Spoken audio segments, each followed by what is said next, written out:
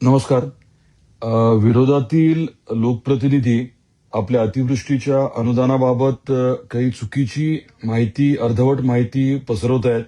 त्यामुळे वास्तव आपल्यासमोर मांडण्यासाठी आताचा हा फेसबुक लाईव्ह आहे.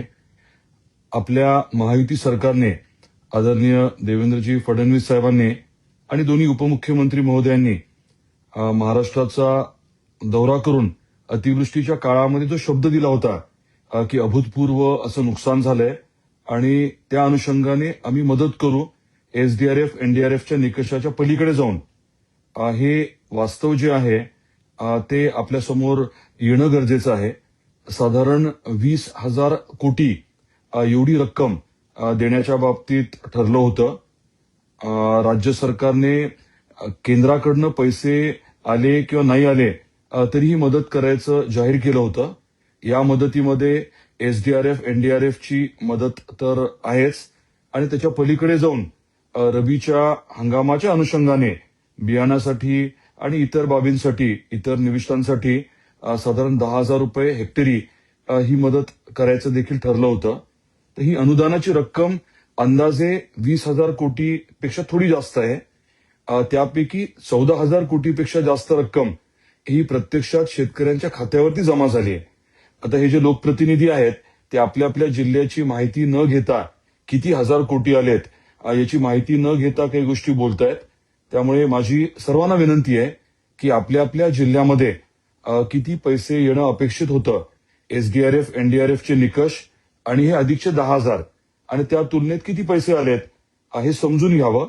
20,000 कोटीपैकी मी म्हटल्याप्रमाणे साधारण 14,000 कोटी रुपये हे वितरित झालेत आणि ज्या त्या शेतकऱ्यांच्या खात्यावरती हे 14,000 कोटी रुपये आलेले आहेत.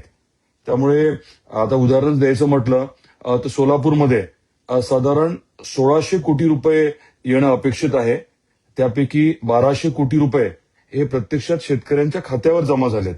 आता ई-केवायसी किंवा इतर काही कारणांमुळे इतर प्रक्रिया चालू आहे, पण महत्वाचा मुद्दा हा आहे की 1,200 कोटी रुपये तिथे आलेत. लातूरच्या बाबतीत सांगायचं म्हटलं तर 1,100 कोटी येणं अपेक्षित आहे. त्यापैकी जवळजवळ 850-900 कोटी रुपये हे खात्यावरती प्रत्यक्षात जमा झालेत. त्यामुळे शेतकरी बांधवांना आणि सर्वांनाच मला आवर्जून सांगायचंय की वास्तव हे आहे की पैसे खात्यावरती मोठ्या प्रमाणात जमा झालेत आणि एसडीआरएफ, एनडीआरएफ किंवा केंद्र सरकारचा विषय जो आहे ती प्रक्रिया चालू आहे. ती प्रक्रिया किंवा केंद्राच्या पैशाचा विचार न करता, त्यासाठी न थांबता आपल्या राज्य सरकारने, आपल्या महायुती सरकारने पैसे जे आहेत ते उपलब्ध करून दिलेत आणि मी सांगितल्याप्रमाणे प्रत्यक्षात 14,000 कोटीपेक्षा जास्तीची रक्कम ही खात्यावरती शेतकऱ्यांच्या जमा झाली आहे.